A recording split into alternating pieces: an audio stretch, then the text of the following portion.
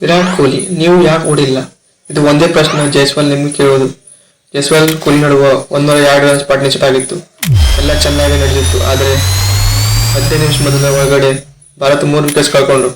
ಮೊದಲ ಜೈಸ್ವಾಲ್ ರನ್ ಆದ್ರು, ವಿರಾಟ್ ಕೊಹ್ಲಿ 5ನೇ ಸ್ಟಂಪ್ ಬಾಲ್ಗೆ ಕ್ಯಾಚ್ ಆದ್ರು. ಅದು ಕಾನ್ಸಂಟ್ರೇಷನ್ ಲ್ಯಾಪ್ಸ್ ಅಂತ ಅನ್ಬೋದು. ಎಲ್ಲಿ ಭಾರತ 152 ರನ್ಗೆ ಬರೀ 2 ವಿಕೆಟ್ಸ್ ಇತ್ತು. ಅದು ಎರಡನೇ ದಿನ ಮುಗಿದಾಗ 159ಗೆ 5 ವಿಕೆಟ್ಸ್ ಕಳ್ಕೊಂಡ್ರು. ಎರಡನೇ ದಿನ ಶುರುವಾದಾಗ Australia 311 run ಹೊಡೆದಿದ್ರು.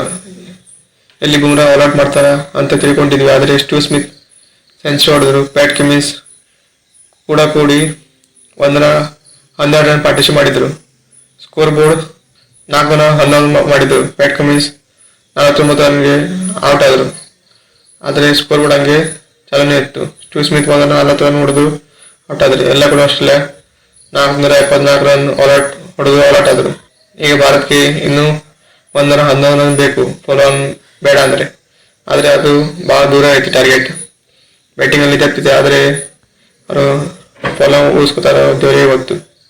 Rohit Sharma ಶುಭಂಗೆ drop ಮಾಡಿ ತಾವು ಓಪನರ್ ಬರ್ತಾರೆ. ಆದರೆ ಪರಿಣಾಮದಲ್ಲಿ ಏನು ಬದಲಾವಣೆ ಆಗಲ್ಲ. ಮತ್ತೆ ಅವರು ಬೇಗ ಔಟ್ ಆಗ್ತಾರೆ. 3 ರನ್ ಹೊಡೆದು ಕೆಲವರು ಚೆನ್ನಾಗಿ ಆಡ್ತಾರೆ. ಆದರೆ ಅವರು ಔಟ್ ಆಗ್ತಾರೆ.